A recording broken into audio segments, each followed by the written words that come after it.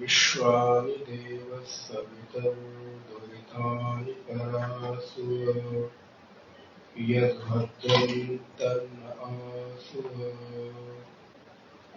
ॐ वाङ्मे मनसि प्रतिष्ठिता मनो मे वाचि प्रतिष्ठितम् आविराविर्मयेधिः वेदस्य वाणिस्थः श्रुतं मे मा प्रहासीः अनेनाधीतेन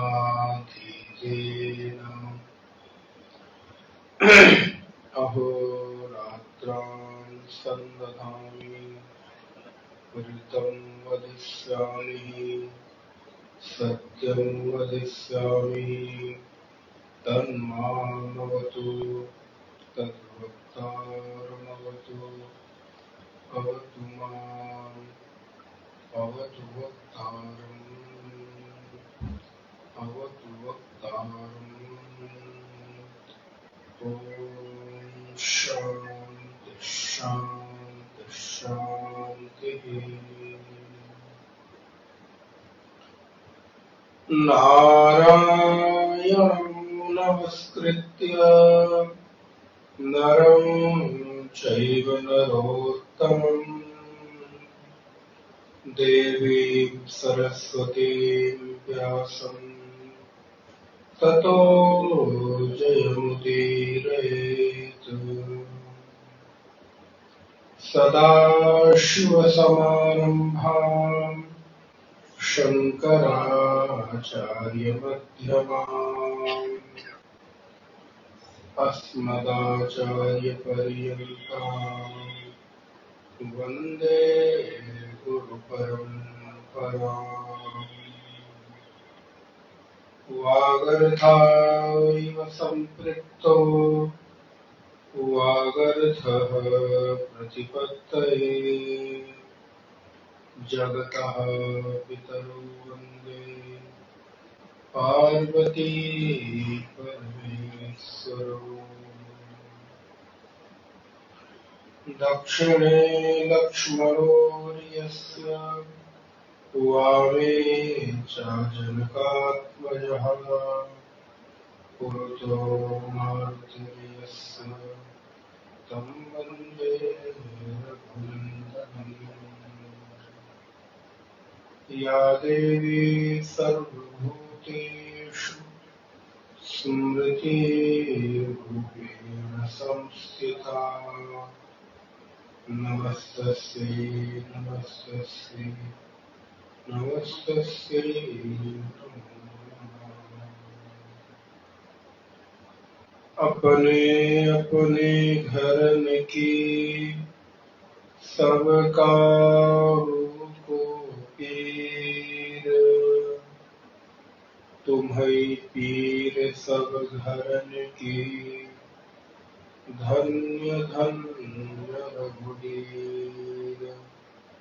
तुम्हें पीर सब घरन की धन्य धन्य रघुवीर।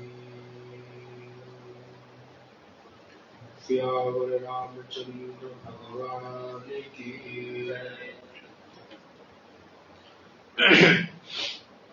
हरि शरणं हरि शरणं हरि शरणं हरि शरणं हरि शरणं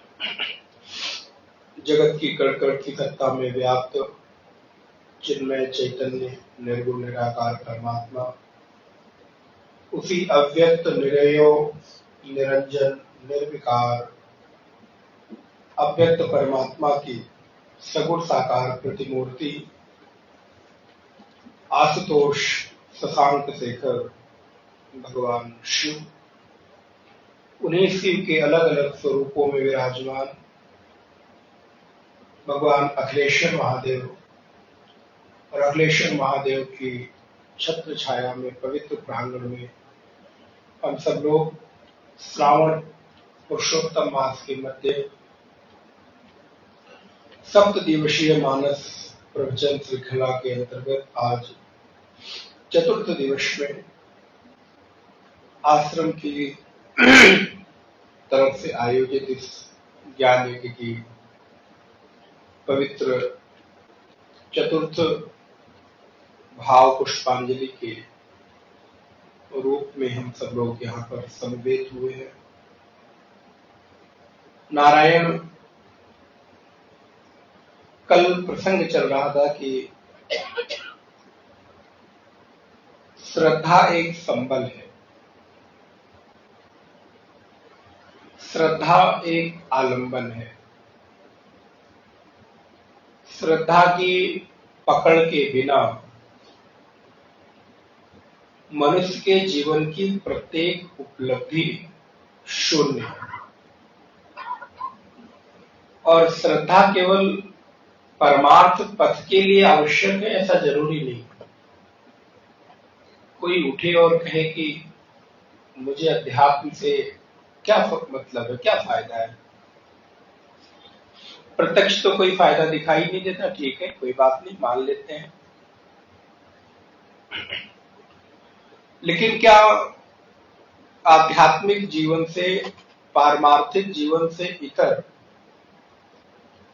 व्यवहारिक जीवन के लिए भी तो श्रद्धा आपके लिए आलंबन है।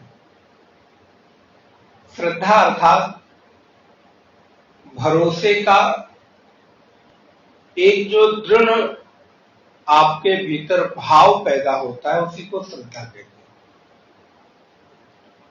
आरती उतारना, मत्था टेकना, पूजा करना 2 घंटे जब करना ही मात्र श्रद्धा नहीं है। श्रद्धा का वो एक व्यक्त रूप है, जो आपकी आंतरिक श्रद्धा है उसको आप अपने आराध्य के प्रति व्यक्त कर रहे हैं, जप के द्वारा, ध्यान के द्वारा, पूजा के द्वारा अथवा अन्य किसी उपासना पद्धति के द्वारा।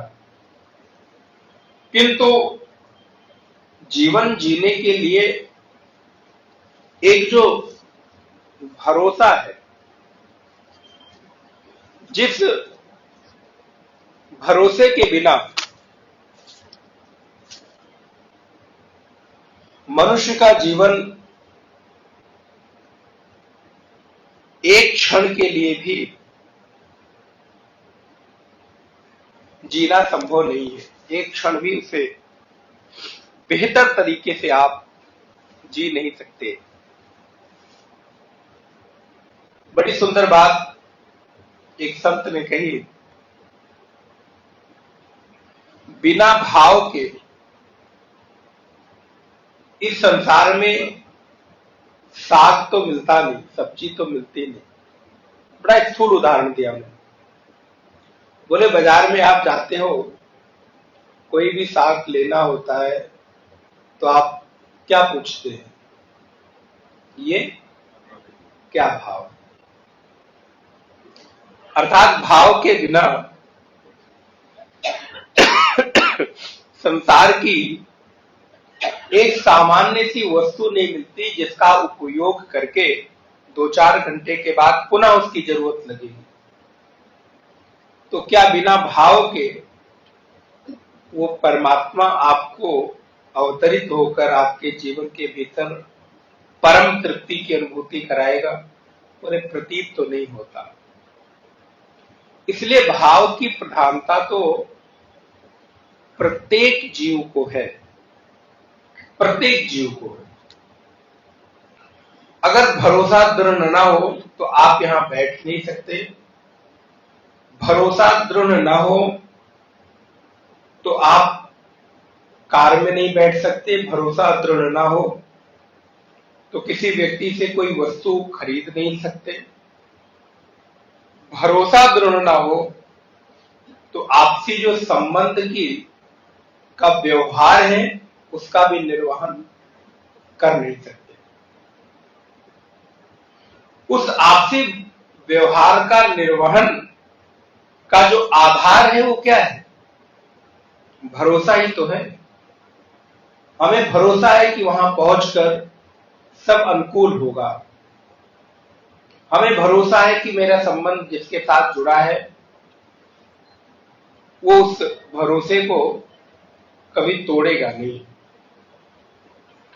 इसलिए गोस्वामी जी कहते हैं, जे श्रद्धा संबल रहित नहीं संतन कर साथ, तिन कहूं मानस अगम अति जिन्हीं न प्रिय रघुनाथ। श्रद्धा के आलंबन के बिना, श्रद्धा के दृढ़ भरोसे के बिना जीवन को आगे बढ़ाया नहीं जा सकता। और यही श्रद्धा प्रकारांतर से आपके जीवन का सृजन करती है। जैसी जैसी श्रद्धा जिस जिस क्षेत्र में आपकी प्रगाढ़ होती जाएगी, इसको दोनों एक साथ लेकर चलिएगा। अगर आप आध्यात्मिक रूप से लेते हैं तो अच्छी बात है। अगर आप व्यवहारिक रूप से भी लेते हैं, सांसारिक जीवन में भी यदि सफल होना चाहते हैं तो, और पारमार्थिक आध्यात्मिक जीवन में सफल होना चाहते हैं तो, दोनों ही स्थितियों में जितना जितना आपका भरोसा सुदृढ़ होता जाएगा, जितनी जितनी आपकी श्रद्धा बलवती होती चली जाएगी, उतनी उतनी आपके जीवन के भीतर महत्ता प्रकट होती चली जाएगी। और आज आप देखिए, जहां भी आप खड़े हैं, जिस स्थिति में भी आप खड़े हैं, वहां अन्य पुरुषार्थ का कितना सहयोग है ये तो आपको ही पता होगा। लेकिन सबसे बड़ा जो सहयोग है वो आपकी श्रद्धा का है, आपके भरोसे का है। मैं कर सकता हूं इस बात का है। शब्द आप चाहे जो देना चाहे दे दें, आत्मविश्वास कह ले, भरोसा कह ले, श्रद्धा कह ले, संकल्प कह ले, दृढ़ इच्छा शक्ति कह ले, आदि आप जो शब्द देना चाहे दे सकते हैं। लेकिन वो श्रद्धा एक ऐसा आलंबन आपके जीवन में प्रकट होती है कि दुर्लभ से दुर्लभ चीज को भी सुलभ कर देती है। और परमार्थ जीवन में तो खैर श्रद्धा ही एकमात्र साधक का बल है। अगर एक साधक के जीवन का बल पूछा जाए तो क्या है? श्रद्धा, भरोसा। आज परमात्मा को हमने देखा तो है नहीं ना, उसके ऐश्वर्य को प्रकट होकर जगह जगह हम देख रहे हैं, उसके बारे में सुन रहे हैं। ये पूरी की पूरी जो कथा है, पूरा का पूरा जो जीवन चरित्र आधारित है, किस बल पर आधारित है? श्रद्धा के बल पर ही तो आधारित है। वो कहावत क्या कहते हैं? मानो तो देव, नहीं तो पत्थर। हमारी मान्यता ही तो हमारे जीवन की सुदृढ़ नौका को मजबूत बनाती है। यदि मान्यता खंडित हो जाए तो आप विचार करके देखिए, बड़े से बड़ा बलवान व्यक्ति भी डगमगा जाएगा, कितना भी पहलवान व्यक्ति क्यों ना हो। लेकिन यदि उसका भरोसा टूट जाए, श्रद्धा में छेद हो जाए, तो नारायण जीवन की जो नौका है उसमें जल भर जाएगा। और जल भरते ही नौका पे डूबने में देर नहीं लगती। नाव जब चलती है समुद्र में, नदी में, तो भरते हुए पानी को नाविक निकालता रहता है और बाहर फेंकता रहता है। ये प्रतीक क्या है मालूम है? धीरे धीरे विषय पर आ रहे हैं। आपको भी ये जो देह रूपी, शरीर रूपी नौका मिली है, इसके भीतर कभी संदेह रूपी जल जो आपको डुबाने के लिए आता है, तो उसको सद्गुरु रूपी कृपा प्रसाद से उस संदेह को धीरे धीरे उछाल उछाल के, निकाल निकाल के बाहर फेंकते रहो। अर्जुन ने क्या कहा? प्रभु, नष्टो मोह स्मृतिर्लब्धा। जो मोह है, संदेह, मोह माने क्या? संदेह किसी चीज में भ्रम का बना रहना, जो वस्तु जैसी है वैसी उसका ज्ञान न होना। तो अर्जुन ने कृष्ण के वचन से पाया क्या? अपने जीवन के भ्रम को दूर करने का उपाय खोजा। इसलिए हमारे भी इस देह रूपी नौका में जब कभी आपको संदेह का जल भरने लगे और आपको लगे कि अब ये देह रूपी नौका डूबने वाली है, तो ऐसे में सद्गुरु की कृपा की छांव में बैठकर उनके वचनों से इस मन के भीतर गए हुए संदेह को आप उलीच उलीच कर बाहर फेंक दो। और जौन तरे भव सागर, दुआ नंबर 44, जौन तरे भव सागर, नर समाज अस पाई, सो कृत निंदक मंदमती, आत्माहन गति जाय। भैया ऐसा सुंदर बालक बन गया, ऐसी सुंदर व्यवस्था मेरे प्रभु ने आपके लिए तैयार कर दी, और फिर भी आप अपने संदेह को दूर करने का उपक्रम नहीं खोजते। तो मुझसे बड़ा बुद्धिमान तो और इसको इस संसार में, बुद्धिमान मान लीजिएगा, बुद्धिमान ऐसे कह नहीं रहे आपको लेकिन अब कहना पड़ेगा, तो क्योंकि यहां तक पहुंच गए हैं तो मैं मानता हूं कि कम से कम बुद्धिमान तो बुरा मान जाएंगे। अच्छा ठीक है, कोई बात नहीं। तब तो भगवान शंकराचार्य को भी यही लगता तो शायद वो भी भज गोविंदम भज भज। अब आप बोल सकते हैं, जो जिसको लगता हो वो बोल सकता है अपने लिए, भज गोविंदम गोविंदम भज मूढ़ मते या बुद्धि मते, वो आपकी श्रद्धा, हम दोनों मान लेंगे, आप जो कहेंगे। इसीलिए जो आपको लगना है वो लगता रहे, लेकिन शास्त्र तो जो कहता है फिर वो कहेगा ही कहेगा।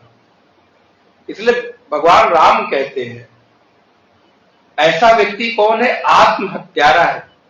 अब ये मूढ़ से भी बड़ा कठोर प्रहार है। तुम आत्महत्यारे हो, तुम अपनी स्वयं की हत्या करने के लिए उतावले हो गए हो, तुम मंद बुद्धि हो, तुम्हारे भीतर इतना विवेक नहीं कि ये रूपक किस लिए बताया जा रहा है, ये संपूर्ण बानक तुम्हारे सामने किस लिए उपस्थित किया गया है। तो कहते हैं महाराज क्या करें, अपने दुख में इतने उलझे हुए हैं कि उसके अतिरिक्त और कुछ सूझता ही नहीं, दिखाई नहीं देता। सच है, आप ही नहीं उलझे हैं। प्रत्येक प्राणी अपने अपने दुख में उलझा हुआ है, लेकिन विवेक तो यहीं पर काम आता है। इसीलिए तो विवेक भगवान ने दिया कि इस उलझन को आप अपने विवेक के द्वारा सुलझा लें। एक दिन सुलझ जाएगी प्रतीक्षा करते हुए, ऐसा तो आज तक हुआ नहीं और होने की संभावना भी। आशा लगाकर हम बैठे रहे बात अलग की है, समय बीत जाएगा, लेकिन इस उलझन को सुलझाना तो स्वयं के विवेक से ही पड़ेगा। आज सुलझा लो तो अच्छी बात है, न सुलझाओ तो भी कोई बात नहीं, शास्त्र आपको जबरदस्ती नहीं करेगा, कह देगा। सदगुरु आपको कुछ बोल देंगे, लेकिन भैया बोलने के बाद करना तो आपको ही है। इसलिए नानक कहते हैं, एक दो थोड़ो ना, नानक दुखिया सब संसार, एक दो थोड़ो दुखी है, बोले पूरा का पूरा संसार दुख से ओतप्रोत है। जब भगवान ही कहते हैं दुखालयम अशाश्वतम, ये संसार का नाम क्या है? बोले मेरा संसार बहुत ही सुंदर है। भैया आपका संसार है, लेकिन इस संसार में दुख को भी आप कहीं भूल मत जाना। ये दुख का एक आलय है, दुखालय है, लेकिन हाँ उसी के साथ दूसरी चीज और है, दुखालयम अशाश्वतम। ये दुख शाश्वत नहीं है। चाहो तो इसी दुखालय में रहकर अपने दुख को सदा सदा के लिए समाप्त कर सकते हो, इसकी भी संभावना है। अगर शाश्वत होता, सत्य होता, तब तो काट नहीं सकते थे, मिटा नहीं सकते थे। दुख है, यह सच है, लेकिन इसको काटा भी जा सकता है, मिटाया भी जा सकता है, हटाया भी जा सकता है, यह भी सच है। इसलिए नानक दुखिया सब संसार, सो सुखिया जिन नाम आधार। सुखी कौन है? बोले जो नाम का आधार, कलयुग केवल नाम आधारा, सुमेरी सुमेरी नर उतर ही पारा। जिन्होंने नाम का आधार पकड़ रखा है, श्रद्धा के साथ, श्रद्धा तो अव्यक्त है, ध्यान रखिएगा, श्रद्धा अव्यक्त है जो बुद्धि का विषय है, लेकिन नाम आधार स्थूल है जिसको आप पकड़ सकते हैं। श्रद्धा आपके बुद्धि का विषय जो दिखाई नहीं दे रही है, लेकिन भीतर ही भीतर आपको मजबूत बनाई जाती है। लेकिन बाहर से इस बुद्धि को आलंबन क्या दो, विषय क्या दो, जिससे ये बुद्धि और मजबूती के साथ अपने लक्ष्य की ओर बढ़ सके? तो बोले हो नाम का आधार। हमारे दुख के हेतु अनेक हैं, कारण अनेक हैं। कोई तन दुखी, कोई मन दुखी, कोई धन बिन राहत, उदास थोड़े थोड़े सब दुखी। बोले थोड़े थोड़े सब दुखी? बोले हाँ सारे ही दुखी। हम तो देखते हैं पड़ोसी बड़ा सुखी है। बोले उस पड़ोसी से पूछो, उसके बगल वाला जो पड़ोसी है उसको देखकर वो दुखी होता होगा। थोड़े थोड़े सब दुखी, तो सुखी कौन है? बोले सुखी हरि के दास, सुखी राम के। जब तक राम आधार नहीं होंगे तब तक नारायण सुख की कल्पना तो नहीं की जा सकती। हाँ, खाकर, पीकर, सोकर, किसी से मिलकर, बात करके, किसी को छूकर थोड़ी देर के लिए सुख का आभास भले हो सकता है। वेदांत जिसे सुखाभास कहता है, थोड़ी देर के लिए सुख का आभास भले हो सकता है, लेकिन वो सुख तो नहीं हो सकता। सुख क्या है? बोले सुख तो ये है कि जब नाम के रस से चित्त द्रवित होने लगे,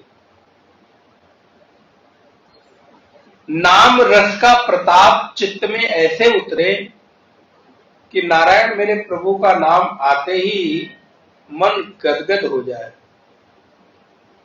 गदगद गिरा नयन बह नीरा। यह है भक्ति का रस और यह है भक्ति का जीवन के भीतर प्रताप।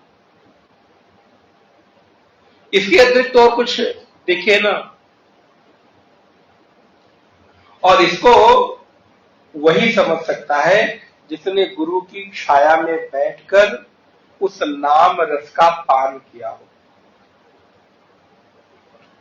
जब हम आए बिल्कुल सामान्य से थे।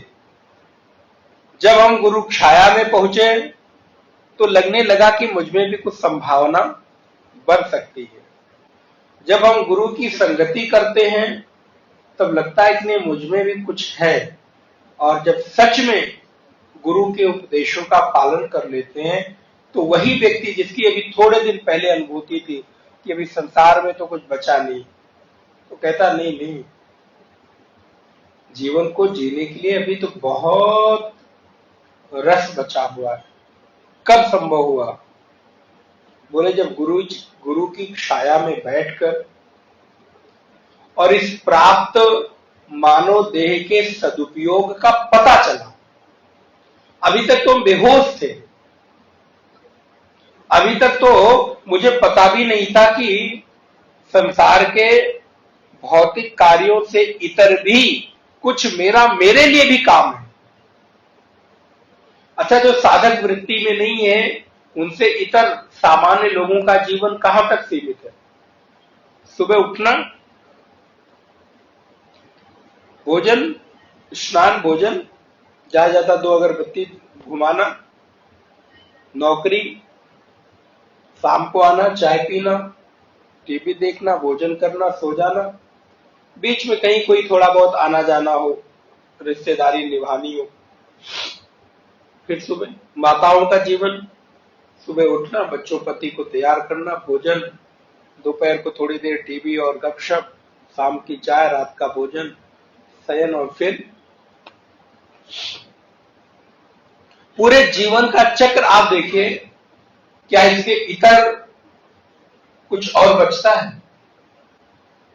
थोड़ा बहुत चीजें सामाजिक रूप से हो, किसी के घर कभी थोड़ा व्यवहार निर्वहन करने के लिए जाना आना पड़े तो चले जाए, थोड़ा घूम टहलना। लेकिन जब गुरु वचनों से थोड़ा सा आंख खुली तो लगा कि नहीं, इससे इतर भी कुछ काम है। और वो काम दिखता तो नहीं लेकिन है बड़ा कठिन। ये भी बड़ा महत्वपूर्ण। दिखता तो कुछ नहीं लेकिन इन कामों से भी ज्यादा लगनशीलता, मेहनत और आपके निष्ठा की आवश्यकता पड़ती है। तब क्या हुआ? बड़ी सुंदर पंक्ति आई, भूमि जीव,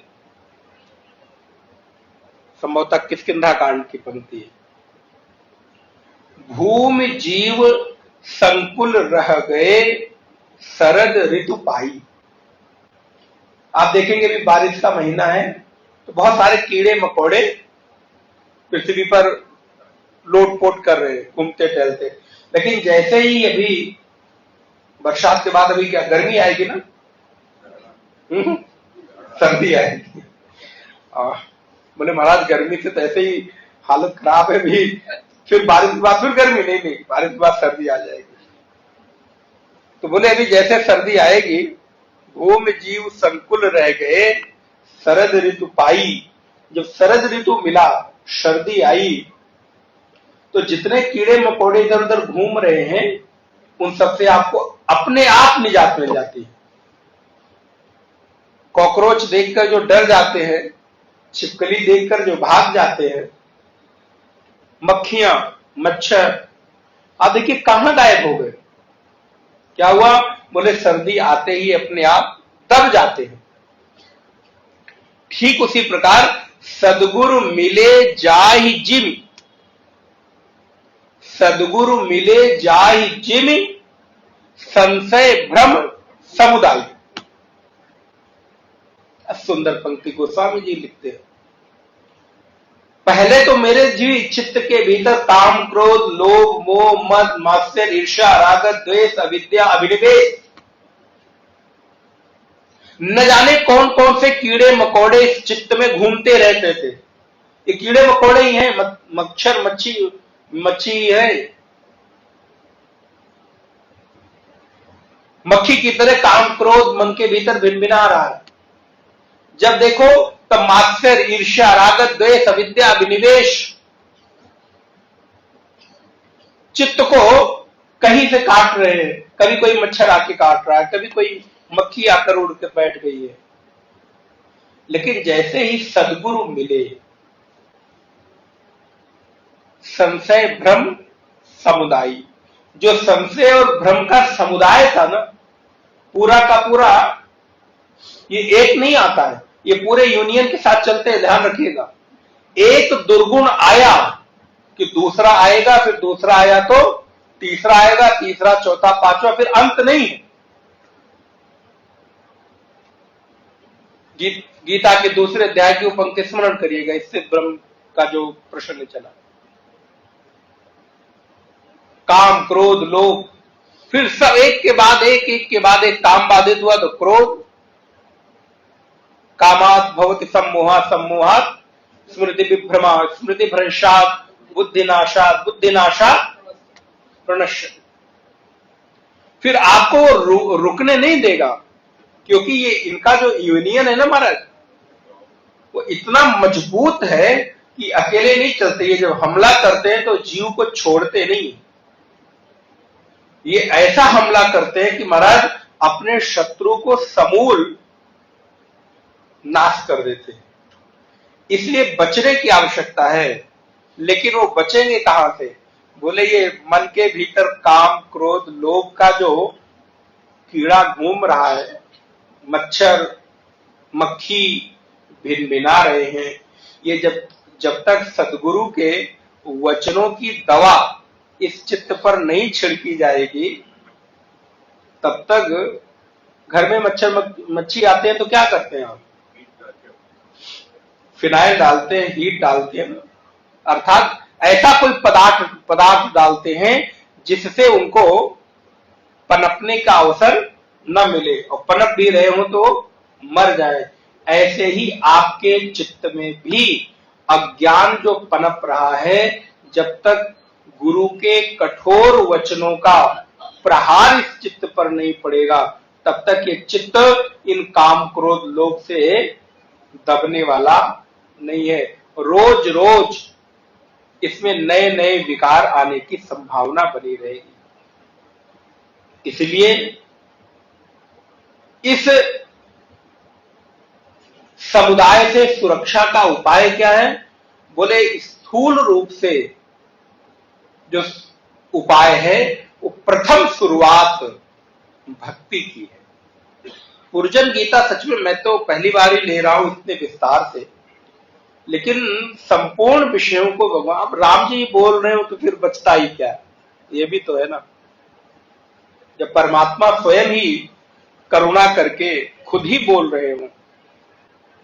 आइए थोड़ा पंक्तियों का स्मरण करें, पुनः आगे प्रश्नों में प्रवेश करेंगे। 44 नंबर दोहे से नीचे की पंक्ति।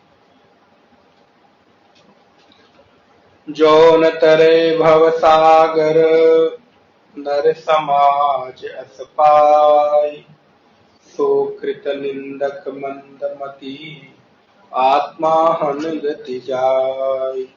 जो पर लोक इहा सुख चाहूं, सुनि मम बचन हृदय दृढ़।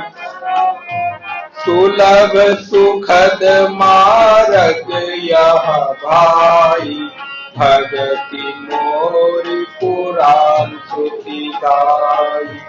ज्ञान अगम प्रतीव अनेका, साधन कठिन न मन कहूं। करत कष्ट बहु पावत होई, भक्तिहीन मोहि प्रिय नहीं सोई। भक्ति मंत्र सकल गुण बिनु सत्संग न पावहि प्राणी पुण्य पुंज बिनु मिलहि न संता सत्संगति संस्कृत कर अंता पुण्य एक जग महु नहीं दूजा मन क्रम वचन प्रपद सानुकूल देहि सिर पर जो तज कपटु करई द्विज सेवा और एक गुपुत मत सबहि कहूँ कर जोर शंकर भजन बिना नर भगति न पावे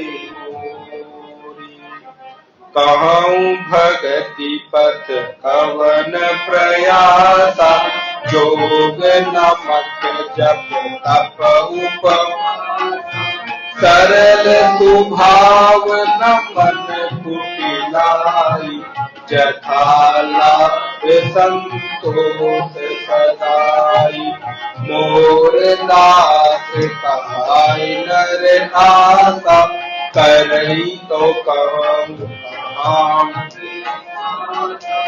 बहुत कहूँ का कथा बढ़ाई यही आचरण वाक्य में भाई बैर न विग्रह आस न त्रासा सुखमय ताहि सदा सब अनारंभ अनिकेत अमानी अनघ अरोष दक्ष विज्ञानी प्रीति सदा सज्जन तृण सम विषय स्वर्ग अपवर्गा भगति पक्ष हट नहीं सठ खाई दुष्ट तर्क सब दूरी बहाई मम गुण ग्राम नाम रत गत ममता मद मोह ताकर सुख कोई जामई परमानंद सलोह जो परलोक यहाँ सुख चाहूं सुनि मम भजन हृदय दृढ़ कहूं। हे पुरवासियों, हे नगरवासियों, जीवन में अगर सुख चाहते हो, और सुख कौन नहीं चाहता? क्या यहां कोई व्यक्ति ऐसा बैठा है जो सुख न चाहे? बोले महाराज सुख ही तो चाहते हैं, इसके अलावा चाहते क्या है? जीवन के जितने भी हमारे कृत्य हैं, जितनी भी हमारे जीवन के संग्रह हैं, किस लिए? सुख के लिए ही तो। गाड़ी किस लिए? बंगला किस लिए? नौकर किस लिए? घर के भीतर वॉशिंग मशीन किस लिए? फ्रिज किस लिए? माइक्रोवेव किस लिए? सारे खाने के सेट अलग अलग हर डिश के अनुसार किस लिए? छोटे और बड़े चम्मच बनाए गए किस लिए? भैया एक ही चम्मच से काम चल सकता था। लेकिन कभी तो लगता है कि दाल खा रहे हैं, सब्जी खा रहे हैं, कड़ी खा रहे हैं, तो थोड़ा बड़ा वाला चम्मच हो कि मुंह में जाए तो लगे भी कि कुछ जा रहा है। अब मतलब छोटा सा मुंह वाला चम्मच रख दिया, ले जाओ। चटनी खाना हो तो बड़ा वाला चम्मच रख दो। बोले इतना दिमाग नहीं। आप देखिए, सुख के उपभोग के लिए, सुख की सिद्धि के लिए हमने कितनी चीजें बनाई, अथवा आज हमारा विज्ञान जितनी भी चीजों को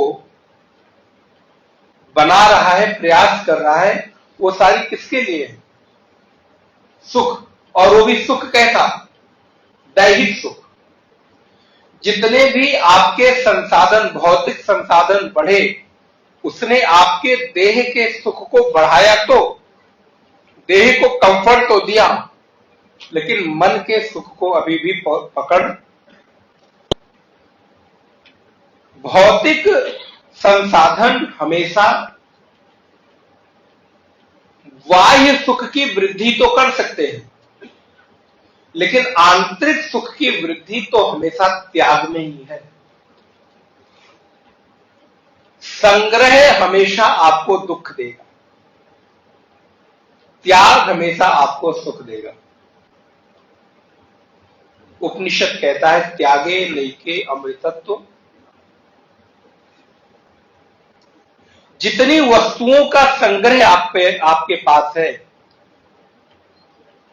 उतने ही आपके मानसिक अशांति की संभावनाएं बढ़ेंगी। अब इसी को थोड़ा सा आंतरिक जीवन की ओर भी लेकर चले।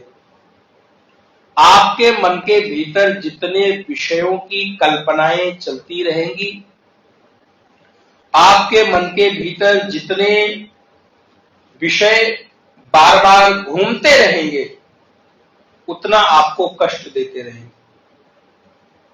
आपका मन विषयों के उग्र होने पर शांत होता है कि विषयों के शांत होने पर एकाग्र होता है? विचार करके देखें। जब जब मन के भीतर आपके विषय उठते हैं, जितने तरह के उठते हैं, उतनी ही आपके भीतर अशांति होती है, अनैकाग्रता होती है। और जितना जितना मन आपका विषयों से उपराम होता चला जाएगा, अर्थात मन के भीतर विचारों की न्यूनता होती जाएगी, उतने उतने आप शांत होते जाएंगे। इसलिए इस भौतिक संसाधन से आप शारीरिक सुख की कल्पना तो कर सकते हैं, शारीरिक सुख का उपभोग तो कर सकते हैं, लेकिन मानसिक सुख के लिए तो फिर आपको त्याग ही एकमात्र आलंबन है। कैसी विचित्र घटना है। एक तरफ संग्रह से आपको सुख मिल रहा है और दूसरी तरफ त्याग से सुख मिल रहा है।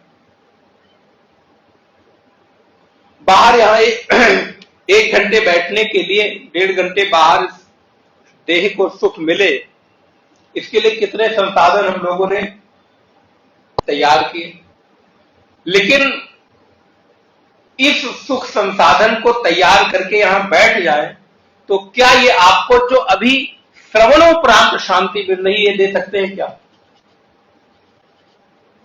जिसके लिए आप अपने जीवन का बहुमूल्य समय निकालते हैं। तो ये भौतिक संसाधन दैहिक सुख को तो बढ़ाते हैं, लेकिन मानसिक सुख के लिए आपको तो त्याग का ही आलंबन लेना पड़ता है। इसलिए जितने जितने विषयों का मन के भीतर से आलंबन कम होता जाएगा, उतना उतना आपके जीवन में सुख बढ़ता जाएगा। इसलिए संग्रह नहीं, त्याग। तो एक सिद्धांत क्या निकलता है?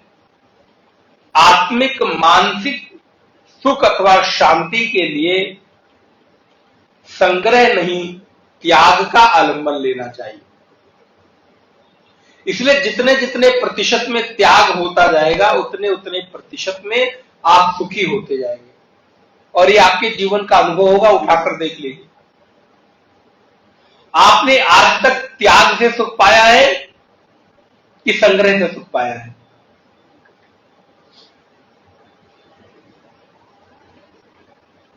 और जब त्याग का सुख है वो शाश्वत है, इसलिए हमारे पास विषयों का बोझ मन पर जितना हल्का होता जाएगा, उतना सुख की स्पष्टता,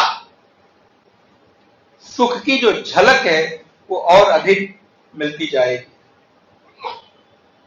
तो पुरवासियों, नगरवासियों, अगर सुख चाहते हो तो मेरी बात को मान लो। हे साधकों, सुख चाहते हो तो गुरुजनों की बात को मान लो।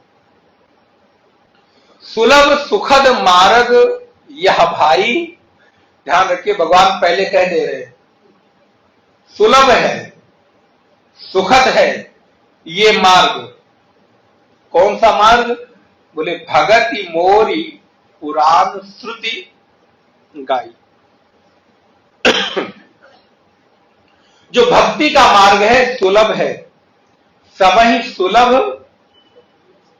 सब दिन सब देता। ये भक्ति के लिए कुछ विशेष करने की आवश्यकता नहीं, सब ही सुलभ सब दिन सब देशा, सबको सब जगह हर समय ये भक्ति का मार्ग सर्व सुलभ है। बस आवश्यकता क्या है कि इस मार्ग का अनुसरण कर लें। इस मार्ग के अनुसरण का प्रारंभ कहां से होगा? तो जीवन में जब तक प्रेम घटित नहीं होगा तब तक भक्ति उतरेगी नहीं। प्रेम के बिना भक्ति की कल्पना नहीं की जा सकती। अगर कोई व्यक्ति प्रेमी नहीं है, ये सो कॉल्ड प्रेमी की बात नहीं कर रहे हैं, जो आप देखते हैं, देखा और देखते ही कहते हैं कि तुम्हें देखा और आंखें चुंधिया गई, चार हो गई थी, तो तुम्हारी रेशमी जुल्फे और पता नहीं क्या क्या महाराज कल्पनाएं कर ली, नर्म सी आंखें, और इस प्रेम की जो गंध है वो गंधी है, क्योंकि देह तक सीमित प्रेम को बाधित करते हैं, दूषित करते हैं। प्रेम तो एक अलौकिक अनुभूति है। कई बार हम लोग वासना की चादर ओढ़कर प्रेम जैसे पवित्र शब्द को अपवित्र कर देते हैं। पुनः रिपीट करना, मन के भीतर वासना होती है, कामना होती है, लेकिन नाम क्या देते हैं? प्रेम। इसलिए वासना की चादर ओढ़कर प्रेम जैसे पवित्र वस्तु को गंदा कर देते हैं। चादर किसकी ओढ़ी? प्रेम का। आलंबन किसका लिया? प्रेम का।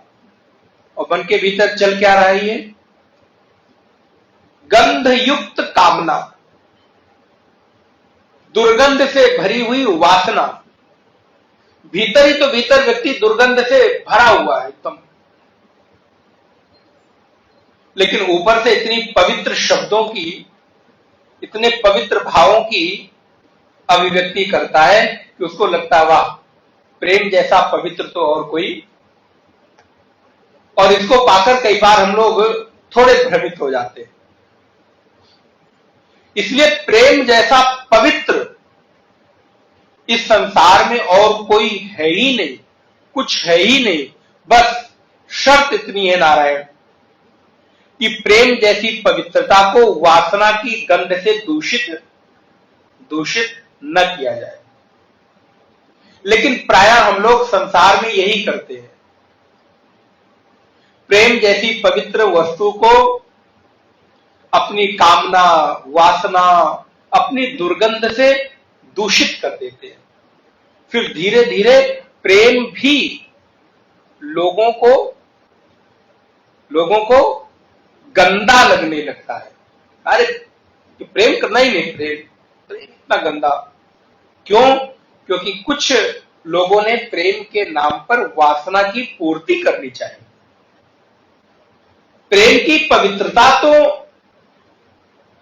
गोपियों के उस हृदय से पूछो जिस गोपी के हृदय ने कृष्ण को प्रेम किया, कृष्ण को चाहा, लेकिन कृष्ण को कभी पाना नहीं चाहा। कृष्ण की प्रेम की पराकाष्ठा गोपियों को आलंबन तो देती है, लेकिन कभी भी साथ होने की कल्पना नहीं होने देती। गोपियों ने कृष्ण को प्रेम तो किया, लेकिन गोपियों की दृष्टि में कृष्ण का स्वरूप क्या है? न खल गोपिका नंदनो भवान अखिल देहि नाम। और अगला शब्द पकड़िएगा, मैं गा नहीं रहा हूं। अखिल देहि नाम अंतरात्म दृग, ये गोपियों का प्रेम है नारायण। न खलु गोपिका नंदनो भवान अखिल देहि नाम अंतरात्म दृग। जयति तेऽधिकम् जन्मना व्रजा श्रयत इंदिरा शाश्वत ही। दयित दृश्यता दीक्षुतावकाश। गोपियों का भाव। न खलु गोपिका, गोपी से पूछा गया, गोपी तुम्हारे लिए कृष्ण कौन है? प्रेमी है? हाँ प्रेमी है। कौन से कृष्ण? बोले वो कृष्ण जो देवकी के पुत्र हैं। न खलु गोपिका नंदनो भवान, जो देवकी के पुत्र हैं, वो केवल देवकी के पुत्र ही नहीं है, ना कि केवल और केवल गोपियों के हैं, बल्कि गोपी जैसी प्रेमी के दृष्टि में अपने प्रेमास्पद कृष्ण का उत्कृष्ट स्वरूप क्या है? अंतरात्म दृग। ये सभी प्राणियों के अंतर आत्मा है, दृग है, दृष्टा स्वरूप है। अब आप प्रेम की पराकाष्ठा की केवल कल्पना करिए, हम लोग वहां तक पहुंच सके तो बड़ी कृपा है।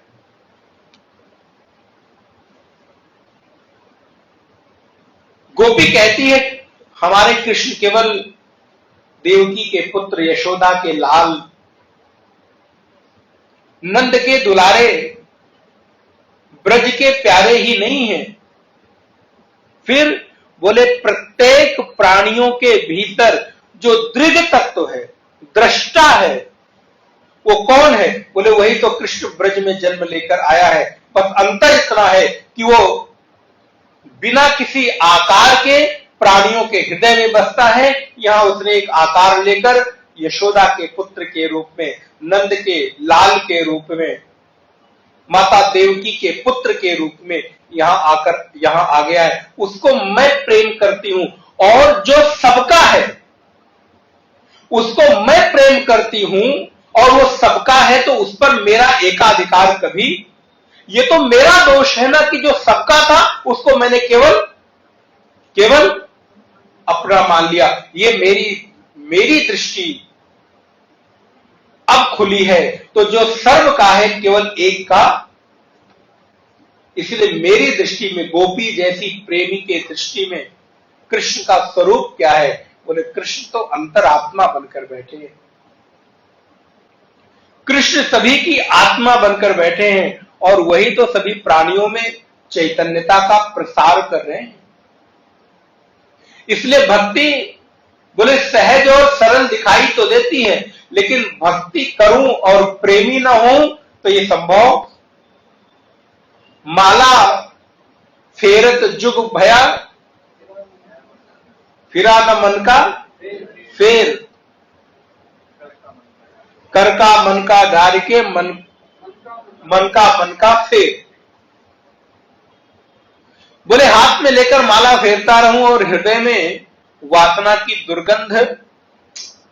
बोले ऐसा प्रेम आपको ऊपर से आपको ही मोहित कर रहा है, या मैं ये कहूं आप खुद को धोखा दे रहे हो किसी और को।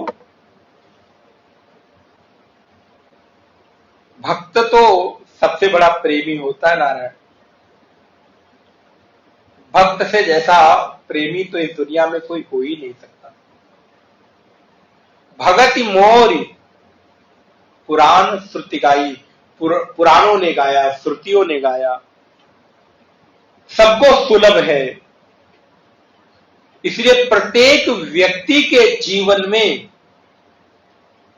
भक्ति की अनिवार्यता है। बिना ये जो हम लोग कहते रहे ना, तो आप तो भक्ति मार्गी, आप तो ज्ञान मार्गी हैं। अरे भैया, बिना भक्ति के ज्ञान और वैराग्य आपके चित्त में उतरेंगे। भक्ति के पुत्र हैं ज्ञान और वैराग्य। बिना मां के बेटे पैदा हो जाएंगे क्या? बिना मां के पुत्र आ जाएंगे क्या?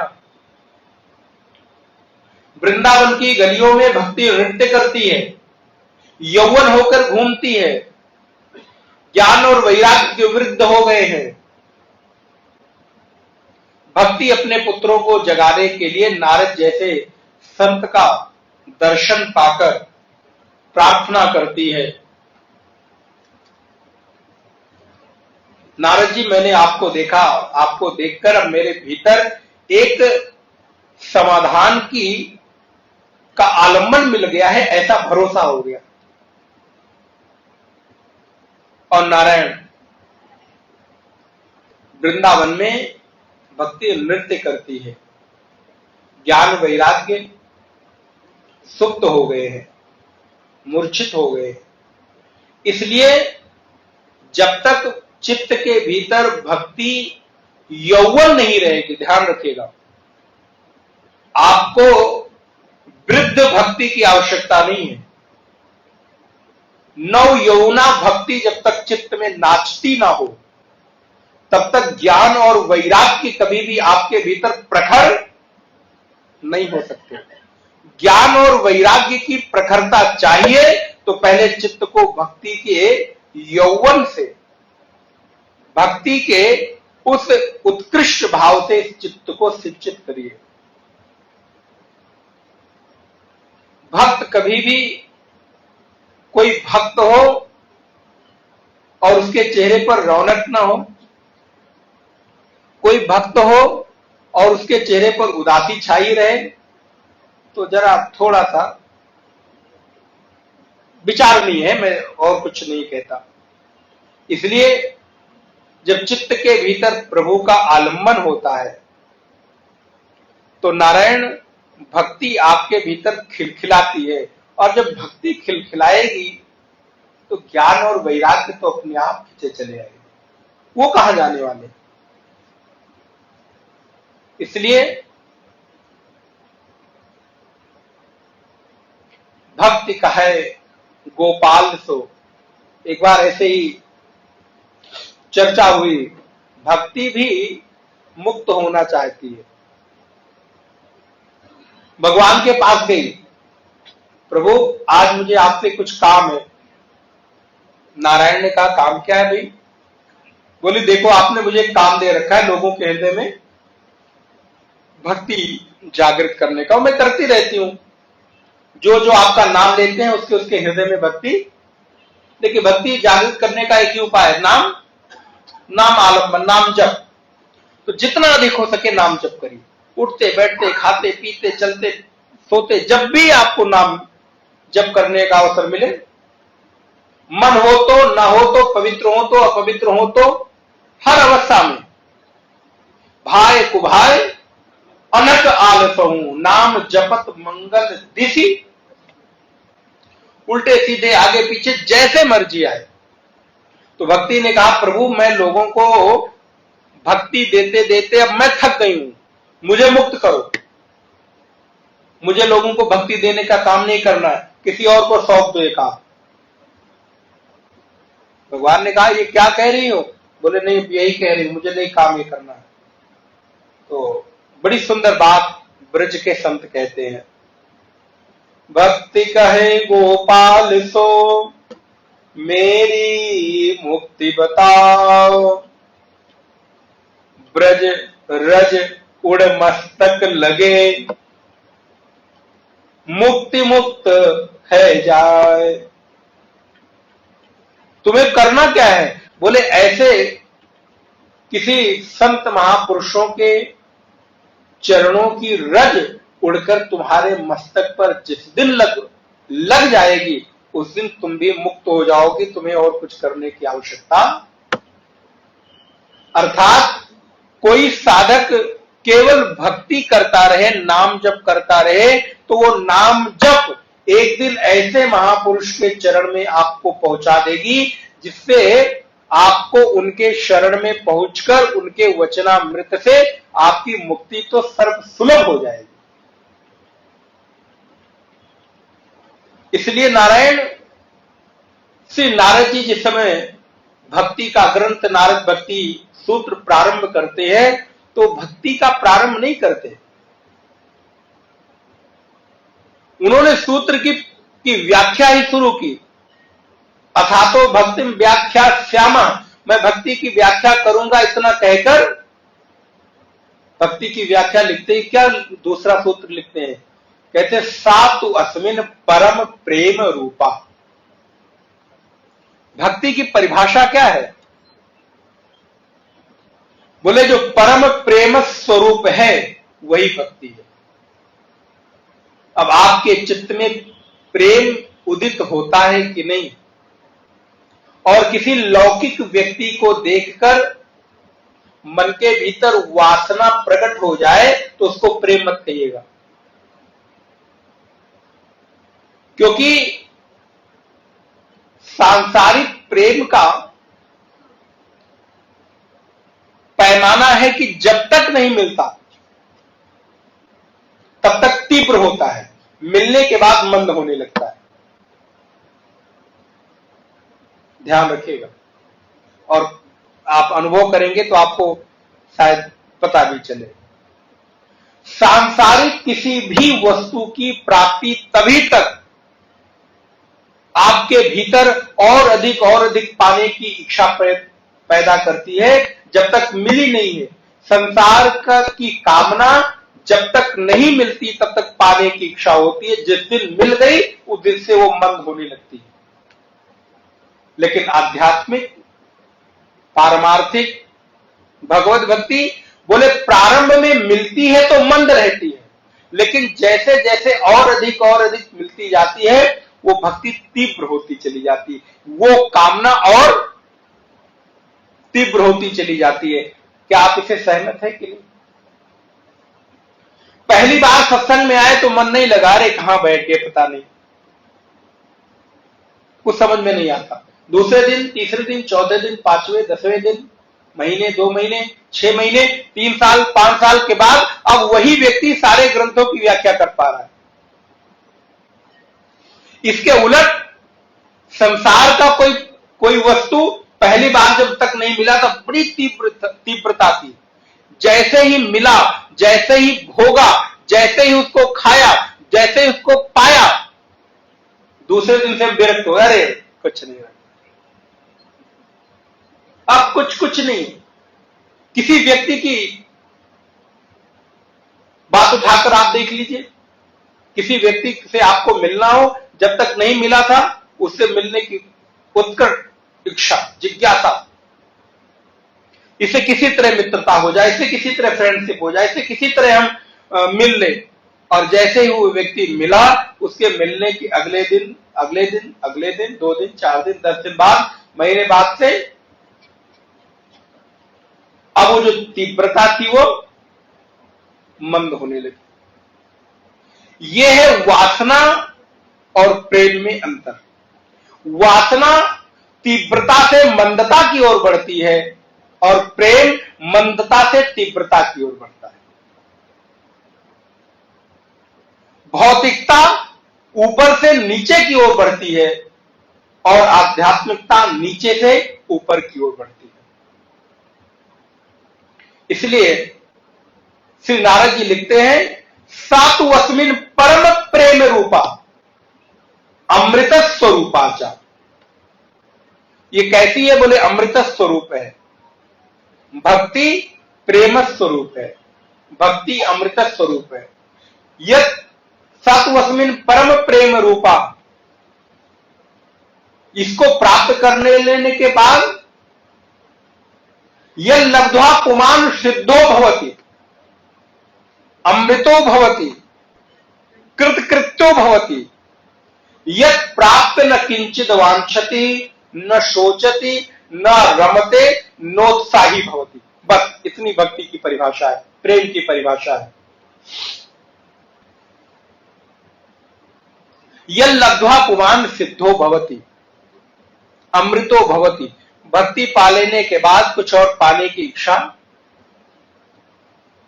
यत् प्राप्त न किंचित वांछति,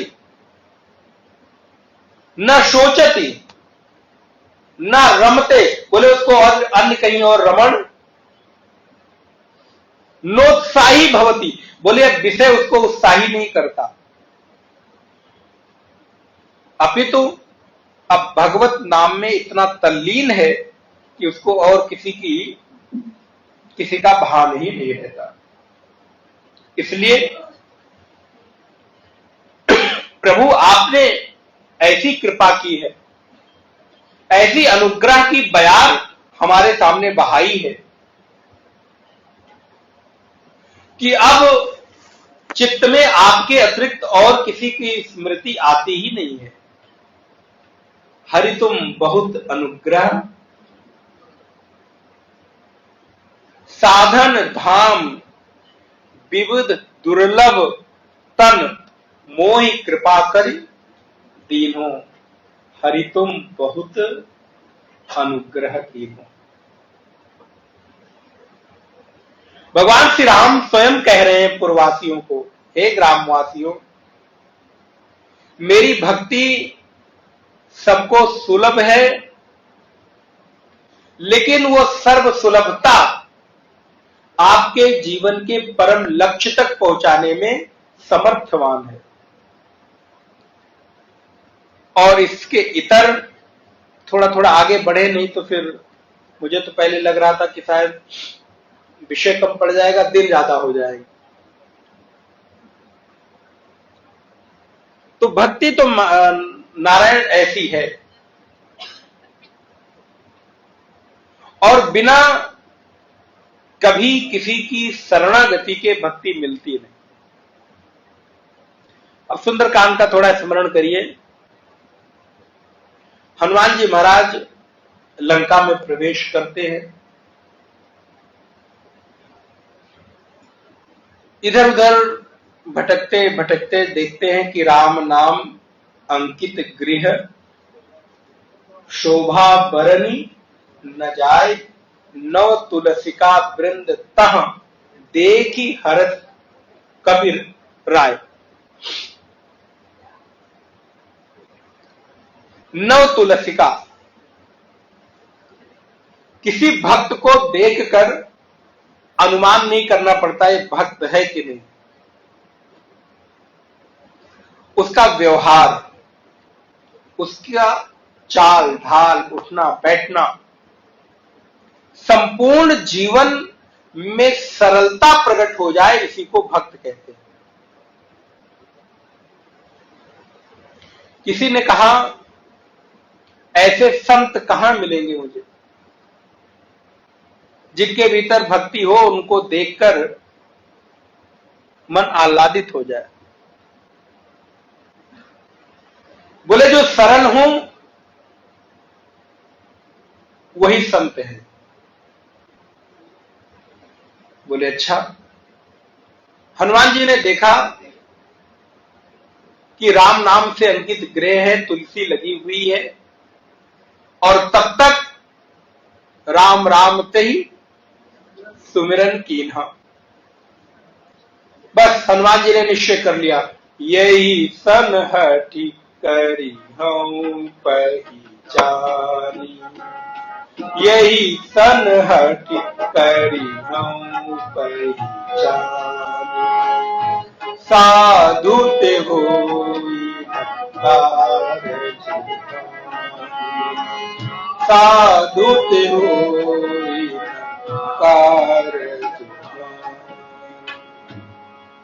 हनुमान जी ने निश्चित कर लिया कि यही सन हटी, हट करके, अगर भैया कभी आपको ऐसा लग जाए कि किसी की संगति से आपके भीतर बदलाव हो रहा है या बदलाव हो सकता है, हट करके भी उसका संग करना पड़े, तो हट करना भी कोई मर्यादा का उल्लंघन। यही सन हट करी हो पहचानी, लेकिन साध होते हो ही ना। ये हनुमान जी का निश्चय है। विभीषण के पास गए, बातचीत हुई। हनुमान जी ने कहा, सुनो भैया, मैं एक उद्देश्य से आया हूं और अब मुझे लगता है कि जैसे ही कोई संत मिला तो समझ लेना काम बन जाएगा। ये संकेत है।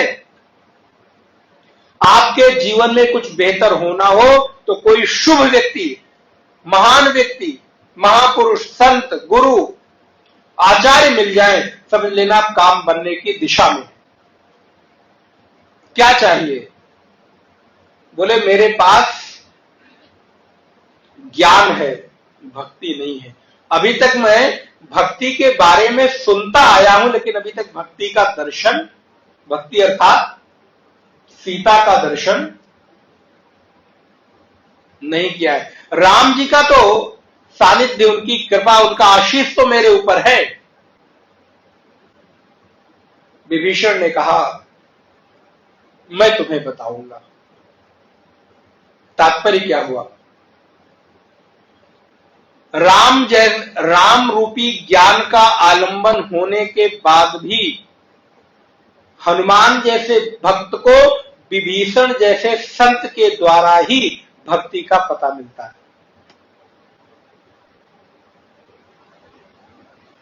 बिना किसी संत के, बिना किसी भक्त के भक्ति चित्त में उदित नहीं होगी, मिलेगी नहीं, और मिल गई तो उसका ऐश्वर्य प्रकट नहीं होगा। विभीषण जैसे संत ने जब जुगुति विभीषण सकल, आप जानते हैं, एक संत ने बड़ी सुंदर बात कही। बोले भक्ति कभी भी सिद्धांत के पालन से नहीं आती। भक्ति हमेशा संतों के जुगाड़ से आती है। जुगुति अवधि में अगर आप जानते हो, जुगुति माने उपाय, जुगाड़। शास्त्रों के सिद्धांतता पालन करने से भक्ति का ऐश्वर्य चित्त में प्रकट होने में थोड़ा विलंब है। मैं तो ये नहीं कहता हूं, मैं रोक लिया अपने आप को, थोड़ा विलंब लग सकता है। लेकिन अगर किसी संत की कृपा हो जाए, उस संत के वचनामृत का कुछ जुगाड़, कोई उपाय, कोई जुगती आपको मिल जाए, तो देखते देखते किसी भक्त के हृदय में भक्ति जागृत होने में देर। इसलिए भक्ति तो संतों के वचनामृत से, उनके उपाय से, वो कुछ कुछ बता देते हैं। अच्छा ऐसा कर लो, अच्छा आपको अगर पढ़कर भक्ति करनी हो तो। लेकिन किसी संत से मिले, उसने आपको माला दी, टीका दिया, कुछ मंत्र बताए, कुछ उपाय बताए, कुछ उपयोग प्रयोग बता दिया, और धीरे धीरे आपका जीवन दिव्यता की ओर चल पड़ा। तो विभीषण ने हनुमान जी को भक्ति का पता बताया। बोले भक्ति किसी में है, ये कैसे पता चले? बोले जो कोई सरल हो, समझ लेना वो भक्त है। बोले सरल माने? सरल की परिभाषा कोई बताए? सरल माने सीधा साधा, इनोसेंट, भोला भाला, इतना ही तो? बोले नहीं, ये सरलता तो थोड़ी देर का आवरण भी हो सकती है। आप मेरे पास आए 5 मिनट के लिए, मैं सरल नहीं हो सकता क्या? लेकिन सरलता आवरण नहीं है, बल्कि सरलता जीवन हो जाए। कैसे? बोले जो सरल हो वो संत है और उसी से भक्ति मिलेगी। बोले सरल माने? बोले सरल में 3 अक्षर हैं, सा, रा और ला। तो बोले इसका तात्पर्य क्या हुआ? सरल से भक्ति का और एक एक अक्षर के अलग अलग कर देने थे। बोले सा माने सीता अर्थात भक्ति, रा अर्थात राम माने ज्ञान, और अगले अक्षर का तो आपने स्वयं अर्थ निकाल लिया होगा। ला माने लक्ष्मण, अर्थात वैराग्य। लक्ष्मण जी वैराग्य के प्रतीक हैं, त्याग के प्रतीक हैं। तो सरल का अर्थ क्या हुआ? बोले सरल का अर्थ हुआ सीता, राम और लक्ष्मण। सीता, राम और लक्ष्मण अर्थात भक्ति, ज्ञान और वैराग्य। तो जिसको देखकर चित्त के भीतर भक्ति, ज्ञान और वैराग्य प्रकट हो जाए वही संत है।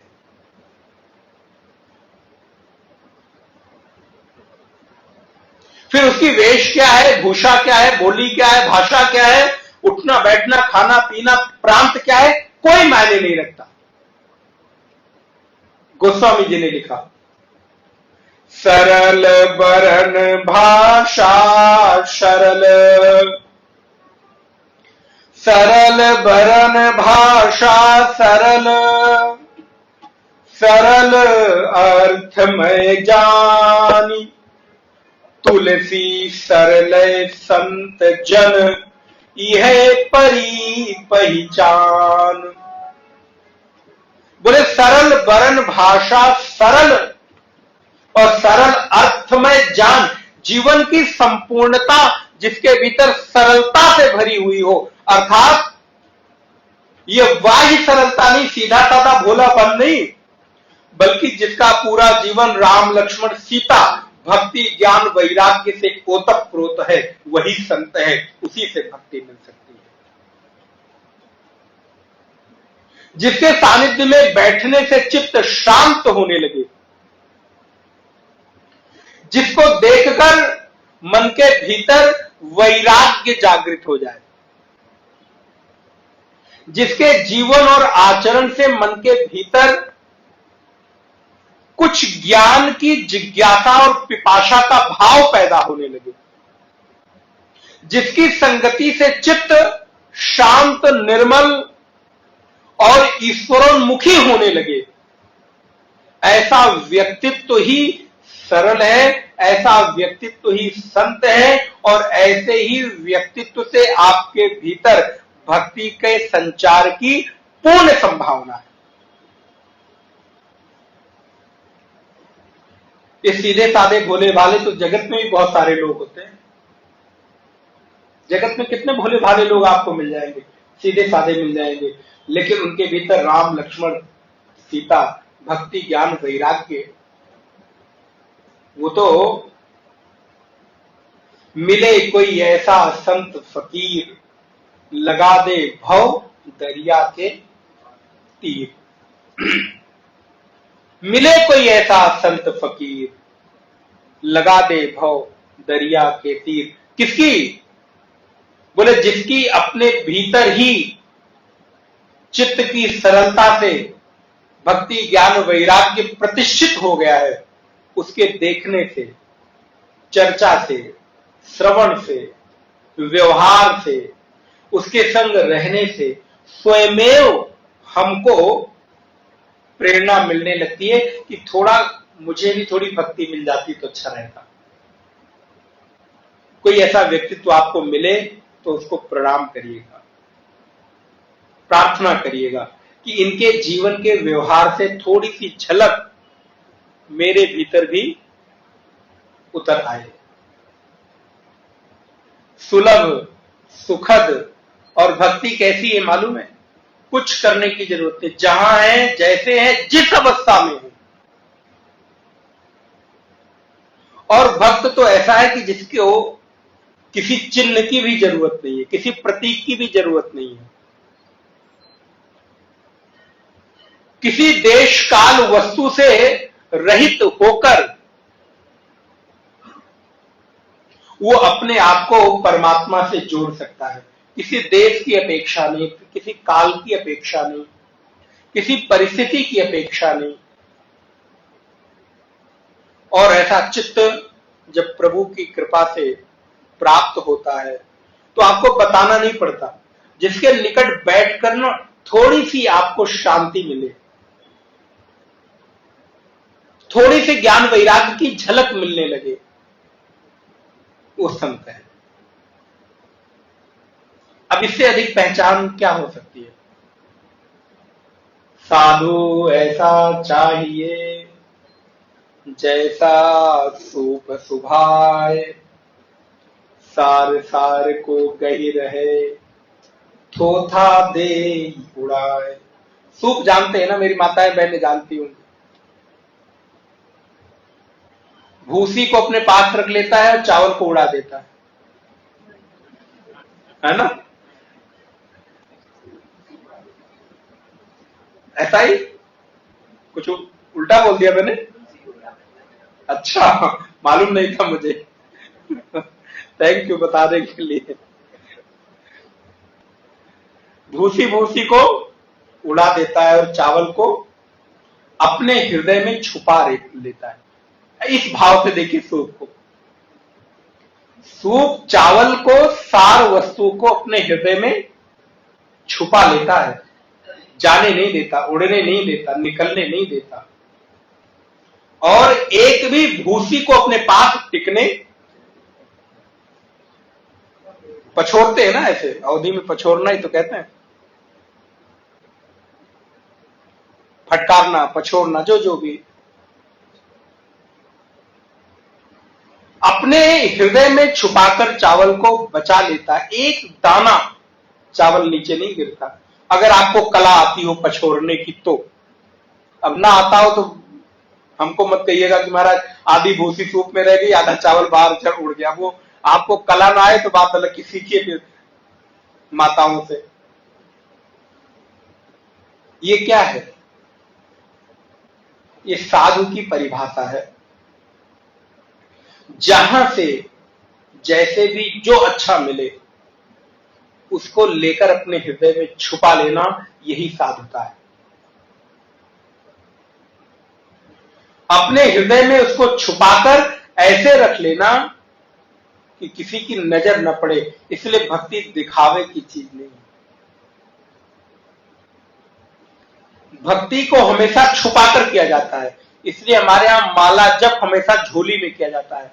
माला झोली देखा होगा आपने, या किसी कपड़े में लपेट कर किया जाता है।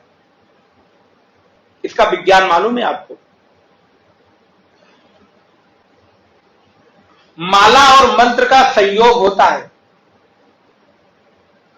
माला स्त्रीलिंग है, मंत्र पुल्लिंग है। और वो जो झोली है वो एक कमरा है, एक स्थान है, जहां उस झोली के भीतर माला और मंत्र का मिलन होता है। मिलन तो माला और झोली में हो रहा है, लेकिन प्रकट फल कहां हो रहा है? आपके मंत्र का प्रभाव क्या माला पे पड़ता है कि आपके हृदय पे पड़ता है? माला सिद्ध हो जाए एक अलग का विषय। उस अंधेरे स्थान पर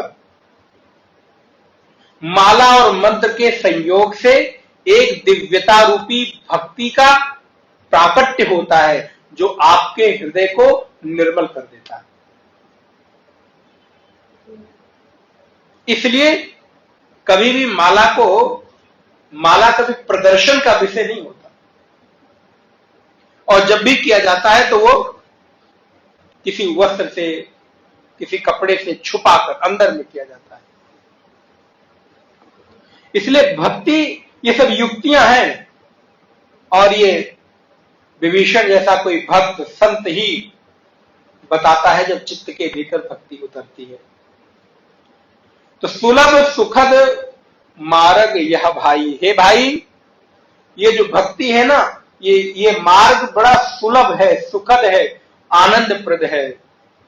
और इसलिए जितना हो सके मेरे भाई बहन, आप भी भगवान के इस वचन का पालन करके चित्त के भीतर भक्ति का आलंबन ग्रहण करिए।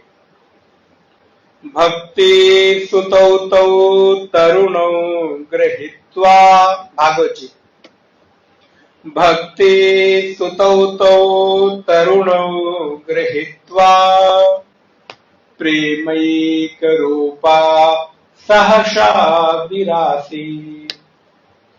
श्री कृष्ण गोविंद हरे मुरारे, नाथेति नामानि मुहुर्वदन्ति, नाथेति नामानि मुहुर्वदन्ति।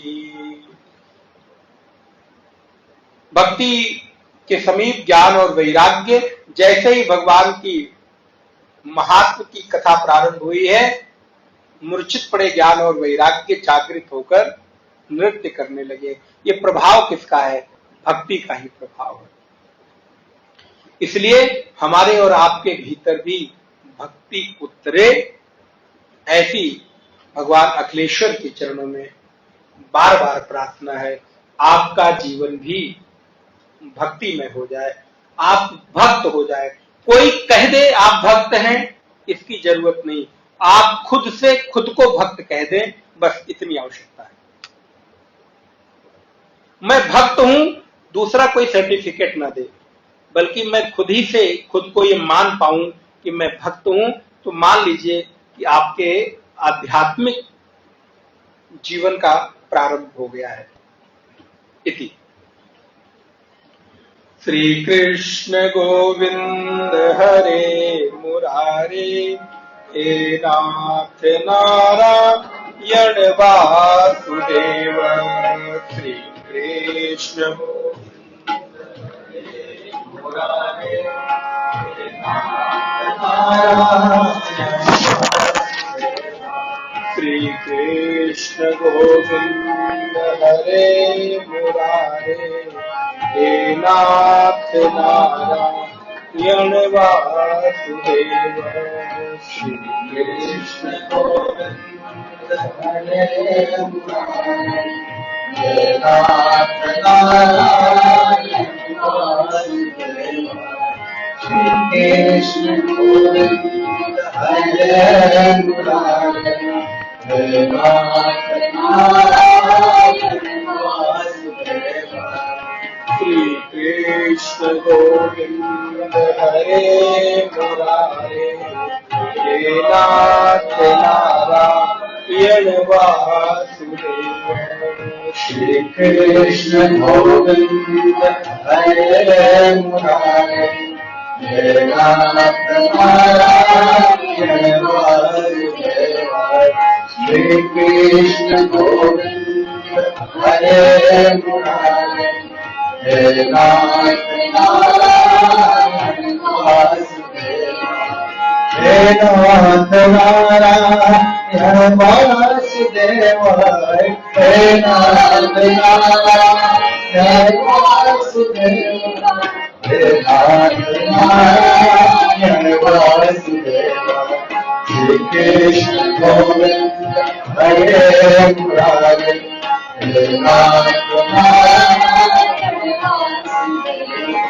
हे नाथ नारायण वासुदेव, हे नाथ नारायण वासुदेव, हे नाथ नारायण वासुदेव।